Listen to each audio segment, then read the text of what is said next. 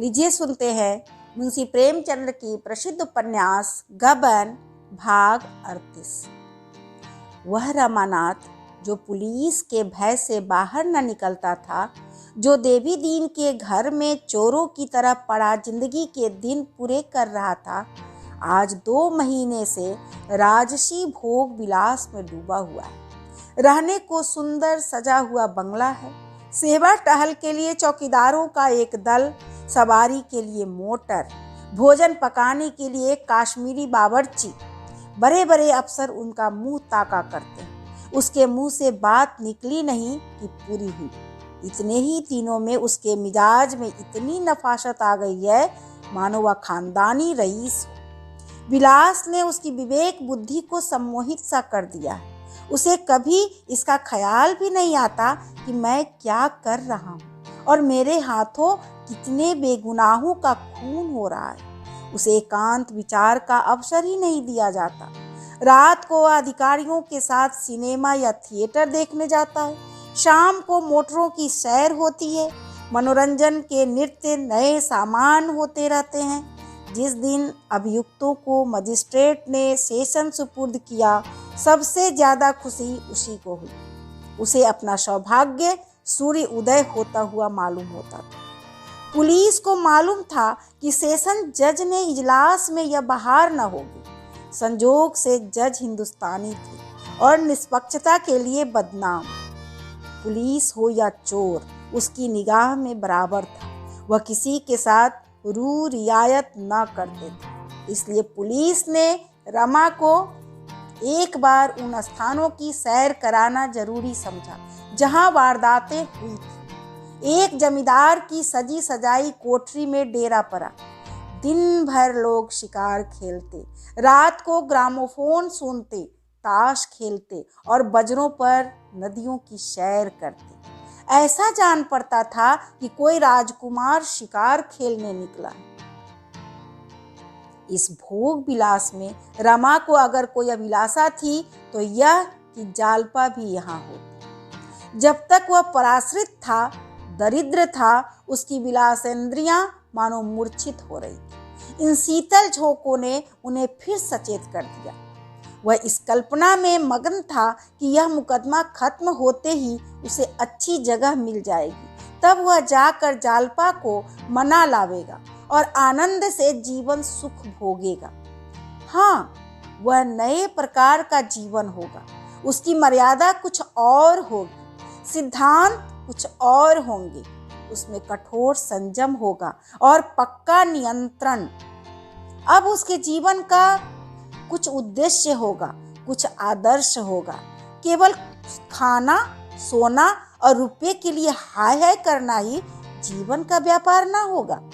इसी मुकदमे के साथ इस मार्ग में हीन जीवन का अंत हो जाएगा। दुर्बल इच्छा ने उसे यह दिन दिखाया था और अब एक नए और संस्कृत जीवन का स्वप्न दिखा रही थी। शराबियों की तरह ऐसे मनुष्य रोज ही संकल्प करते हैं, लेकिन उन संकल्पों का अंत क्या होता है? नए नए प्रलोभन सामने आते रहते हैं और संकल्प की अवधि भी बढ़ती चली जाती है। नए प्रभात का उदय कभी नहीं होता। 1 महीना देहात की सैर करने के बाद रमा पुलिस के सहयोगियों के साथ अपने बंगले पर जा रहा था। रास्ता देवी दीन के घर के सामने से था। कुछ दूर ही से उसे अपना कमरा दिखाई दिया। अनायास ही उसकी निगाह ऊपर उठ गई। खिड़की के सामने कोई खड़ा था। इस वक्त देवी दीन वहां क्या कर रहा है? उसने जरा ध्यान से देखा। यह तो कोई औरत है, मगर औरत कहाँ से आई? क्या देवी दीन ने वह कमरा किराया पर तो नहीं उठा दिया? ऐसा तो उसने कभी नहीं किया। मोटर जरा और समीप आई तो उस औरत का चेहरा साफ नजर आने लगा। रमा चौंक पड़ा। यह तो जालपा है। बेशक जालपा है, मगर नहीं, जालपा यहाँ कैसे आएगी? मेरा पता ठिकाना उसे कहाँ मालूम? कहीं बुड्ढे ने उसे खत तो नहीं लिख दिया?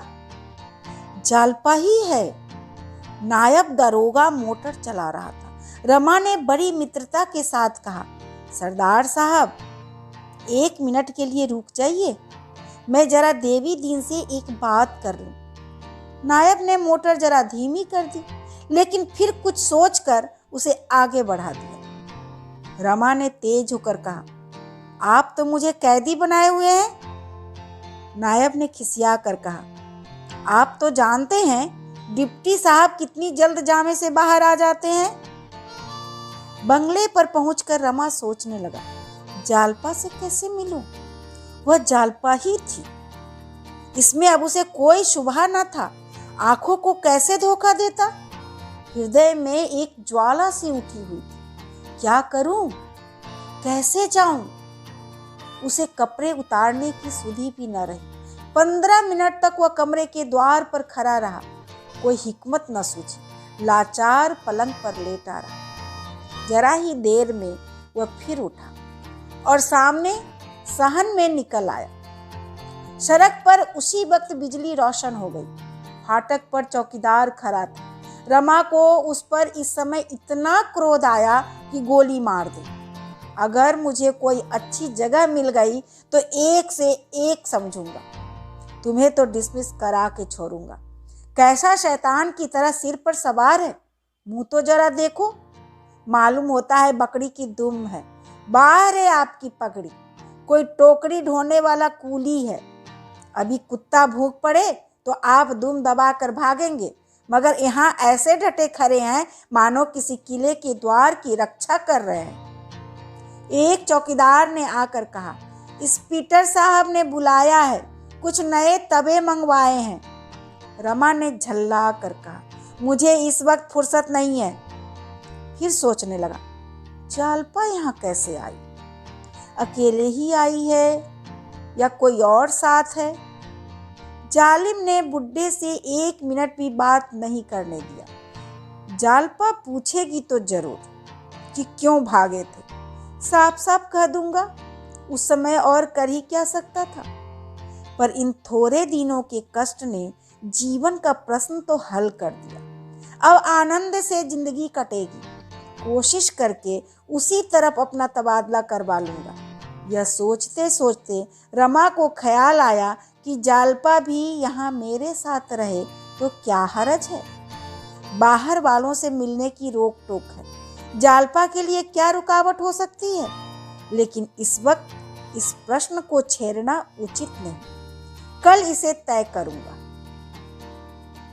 देवी दीन भी विचित्र जीव है। पहले तो कई बार आया, पर आज उसने भी सन्नाटा खींच लिया। कम से कम इतना तो हो सकता था कि आकर पहले वाले कांस्टेबल से जालपा के आने की खबर मुझे देता। फिर मैं देखता कि कौन जालपा को नहीं आने देता।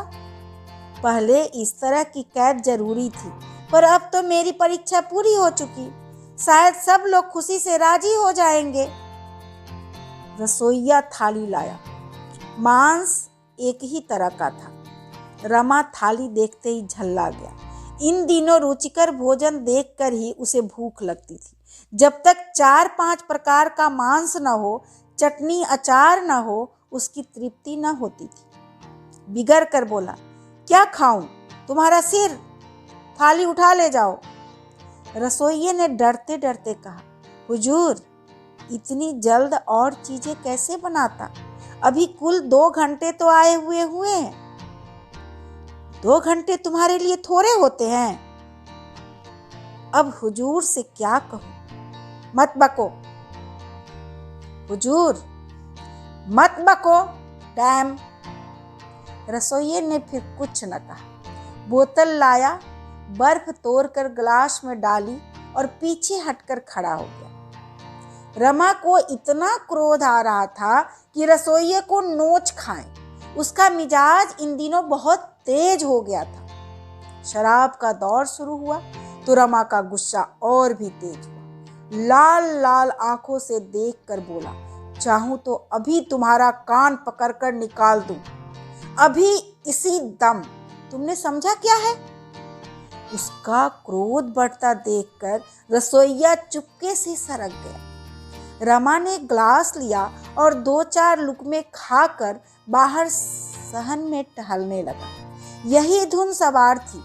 कैसे यहाँ से निकल जाऊं।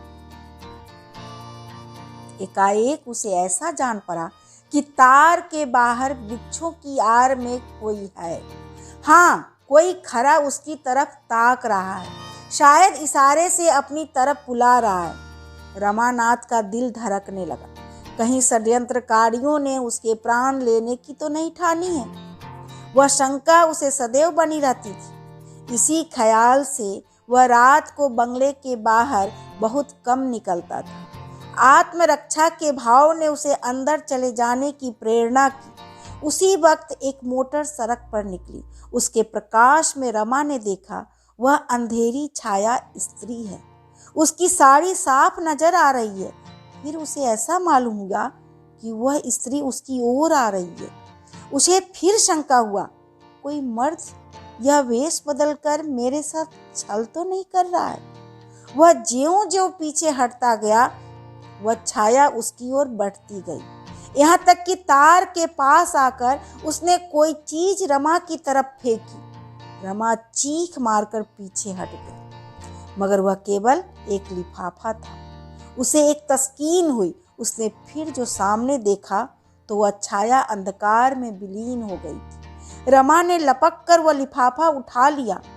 भय भी था और कौतूहल भी। भय कम था, कौतूहल अधिक। लिफाफे को हाथ में लेकर देखने लगा। सिरनामा देखते ही उसके हृदय में फुरहरियां सी उड़ने लगी। लिखावट जालपा की थी। उसने फौरन लिफाफा खोला। जालपा ही की लिखावट थी। उसने एक ही सांस में पत्र पढ़ डाला और तब एक लंबी सांस ली। उसी सांस के साथ चिंता का वह भीषण भार जिसने आज 6 महीने से उसकी आत्मा को दबा कर रखा था, वह सारी मनोव्यथा जो उसके जीवन रक्त चूस रही थी, वह सारी दुर्बलता, लज्जा, गलानी मानो उड़ गई, छूमंतर हो गई। इतनी स्फूर्ति, इतना गर्व, इतना आत्मविश्वास उसे कभी न हुआ था। पहली सनक यह सवार हुई, अभी चलकर दरोगा से कह दूं, मुझे इस मुकदमे से कोई सरोकार नहीं है। लेकिन फिर ख्याल आया, बयान तो अब हो चुका। इतना अपयश मिलना था, मिल ही चुका। अब उसके फल से क्यों हाथ धोऊं? मगर इन सबों ने मुझे जैसा चकमा दिया है और अभी तक मुगालते में डाले हुए हैं, सब के सब मेरी दोस्ती का दम भरते हैं, मगर अभी तक असली बात मुझसे छिपाए हुए हैं। अब भी इन्हें मुझ पर विश्वास नहीं। अभी इसी बात पर अपना बयान बदल दूं तो आटे दाल का भाव मालूम हो। यही न होगा, मुझे कोई जगह न मिलेगी बला से। इन लोगों के मंसूबे तो खाक में मिल जाएंगे। इस दगाबाजी की सजा तो मिल जाएगी। यह कुछ न सही, इतनी बड़ी बदनामी से तो बच जाऊंगा। यह सब शरारत जरूर करेंगे, लेकिन झूठा इल्जाम लगाने के सिवा और कर ही क्या सकते हैं। जब मेरा यहाँ रहना साबित ही नहीं तो मुझ पर दोष ही क्या लग सकता है। सबों के मुंह में कालिक लग जाएगी। मुंह तो दिखाया ना जाएगा, मुकदमा क्या चलाएंगे। मगर नहीं, इन्होंने मुझसे चाल चली है तो मैं भी इनसे वही चाल चलूंगा। कह दूंगा, अगर मुझे आज कोई अच्छी जगह मिल जाएगी तो मैं शहादत दूंगा, वरना साफ कह दूंगा इस मामले से मेरा कोई संबंध नहीं। नहीं तो पीछे से किसी छोटे मोटे थाने में नायाब दारोगा बनाकर भेज दे और वहां सड़ा करूं। लूंगा इंस्पेक्टरी और कल 10 बजे मेरे पास नियुक्ति का परवाना आ जाना चाहिए। वह चला कि इसी वक्त दरोगा से कह दूं, लेकिन फिर रुक गया। एक बार जालपा से मिलने के लिए उसके प्राण तड़प रहे थे। उसके प्रति इतना अनुराग, इतनी श्रद्धा उसे कभी न हुई थी। मानो वह कोई दैवी शक्ति हो जिसे देवताओं ने उसकी रक्षा के लिए भेजा। 10 बज गए थे। रमानाथ ने बिजली गुल कर दी और बरामदे में आकर जोर से किवाड़ बंद कर दिया। जिसमें पहरे वाले सिपाही को मालूम हो अंदर से किवाड़ बंद करके सो रहे हैं, वह अंधेरे बरामदे में 1 मिनट खड़ा रहा। तब आहिस्ता से उतरा और कांटेदार फेसिंग के पास आकर सोचने लगा, उस पार कैसे जाऊं। शायद अभी जालपा बगीचे में हो। देवी दीन जरूर उसके साथ होगा। केवल यही तार उसकी राह रोके हुए था। उसे फांद जाना असंभव था। उसने तारों के बीच से होकर जाने का निश्चय किया। अपने सब कपड़े समेट लिए और कांटों को बचाता हुआ सिर और कंधों के तार के बीच में डाला, पर ना जाने कैसे कपड़े फंस गए। उसने हाथ से कपड़े को छुड़ाना चाहा तो आस्तीन कांटों में फंस गई। धोती भी उलझी हुई थी। बेचारा बड़े संकट में पड़ा। न इस पार जा सकता था न उस पार। जरा भी असावधानी हुई और कांटे उसकी देह में चुभ जाएंगे। मगर इस वक्त उसे कपड़ों की परवाह न थी। उसने गर्दन और आगे बढ़ाई और कपड़ों में लंबा चीरा लगाता उस पार निकल गया। सारे कपड़े तार तार हो गए। पीठ में भी कुछ खरोंचे लगे, पर इस समय कोई बंदूक का निशाना बांध कर भी उसके सामने खड़ा हो जाता तो भी वह पीछे न हटता। फटे हुए कुर्ते को उसने वहीं फेंक दिया। गले की चादर फट जाने पर भी काम दे सकती थी, उसे उसने ओढ़ लिया, धोती समेट ली और बगीचे में घूमने लगा। सन्नाटा था। शायद रखवाला खटिक खाना खाने गया हुआ था। उसने 2-3 बार धीरे धीरे जालपा का नाम लेकर पुकारा भी। किसी की आहट न मिली, पर निराशा होने पर भी मोह ने उसका गला न छोड़ा। उसने एक पेड़ के नीचे जाकर देखा। समझ गया जालपा चली गई। वह उन्हीं पैरों देवी दीन के घर की ओर चला। उसे जरा भी शौक न था। बला से किसी को मालूम हो जाए कि मैं बंगले से निकल आया हूँ। पुलिस मेरा कर ही क्या सकती है। मैं कैदी नहीं हूँ, गुलामी नहीं लिखाई है। आधी रात हो गई थी। देवी दीन भी आधा घंटे पहले लौटा था और खाना खाने जा रहा था कि नंगे धड़ंगे आदमी को देखकर चौंक पड़ा। रमा ने चादर सिर पर बांध ली थी और देवी दीन को डराना चाहता था। देवी दीन ने सशंक होकर कहा, कौन है? सहसा पहचान गया और झपट कर उसका हाथ पकड़ता हुआ बोला, तुमने तो भैया खूब भेष बनाया है, कपड़े क्या हुए? रमानाथ तार से निकल रहा था, सब उसके कांटों में उलझ कर फट गए।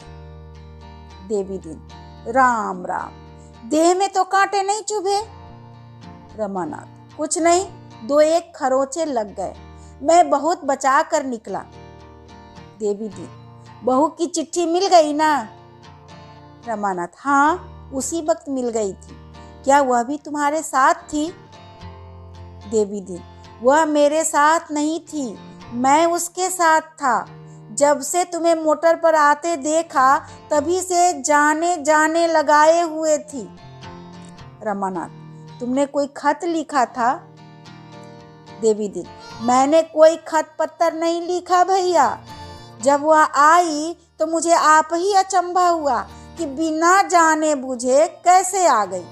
पीछे से उन्होंने बताया वह शतरंज वाला नक्शा उन्हीं ने पराग से भेजा था और इनाम भी वहीं से आया था। रमा की आंखें फैल गई। जालपा की चतुराई ने उसे विस्मय में डाल दिया। उसके साथ ही पराजय के भाव ने उसे कुछ खिन्न कर दिया। यहाँ भी उसकी हार इस बुरी तरह। बुढ़िया ऊपर गई हुई थी। देवी दीन ने जीने के पास जाकर कहा, अरे क्या करती है, बहू से कह दे, एक आदमी उनसे मिलने आया है। यह कहकर देवी दीन ने फिर रमा का हाथ पकड़ लिया और बोला, चलो अब सरकार में तुम्हारी पेशी होगी। बहुत भागे थे, बिना वारंट के पकड़े गए। इतनी आसानी से पुलिस भी ना पकड़ सकती। रमा का मनोल्लास द्रवित हो गया, लज्जा से गड़ा जाता था। जालपा के प्रश्नों का उसके पास क्या जवाब था? जिस भय से वह भागा था उसने अंत में उसका पीछा करके उसे परास्त ही कर दिया। वह जालपा के सामने सीधी आंखें भी तो न कर सकता था। उसने हाथ छुड़ा दिया और जीने के पास ठिठक गया। देवी दीन ने पूछा, क्यों रुक गए? रमा ने सिर खुजलाते हुए कहा, चलो मैं आता हूँ। बुढ़िया ने ऊपर ही से कहा, पूछो कौन आदमी है, कहाँ से आया है। देवी दीन ने विनोद किया, कहता है मैं जो कुछ कहूँगा बहू से ही कहूँगा। कोई चिट्ठी लाया है? नहीं। सन्नाटा हो गया। देवी दीन ने एक क्षण के बाद पूछा, कह दूं लौट जाए? जालपा जीने पर आकर बोली, कौन आदमी है, पूछती तो हूँ। कहता है बड़ी दूर से आया हूँ। है कहाँ? यह क्या खरा है? अच्छा बुला लो। रमा चादर ओढ़े कुछ झिझकता, कुछ छेपता, कुछ डरता जीने पर चढ़ा। जालपा ने उसे देखते ही पहचान लिया, तुरंत 2 कदम पीछे हट गई। देवी दीन वहां न होता तो वह 2 कदम और आगे बढ़ी होती। उसकी आंखों में कभी इतनी नशा न था, अंगों में कभी इतनी चपलता न थी, कपोल कभी इतने न दमके थे, हृदय में कभी इतनी मृदु कंपन न हुआ था। आज उसकी तपस्या सफल। अभी आप सुन रहे थे मुंशी प्रेमचंद्र की प्रसिद्ध उपन्यास गबन भाग 38। धन्यवाद।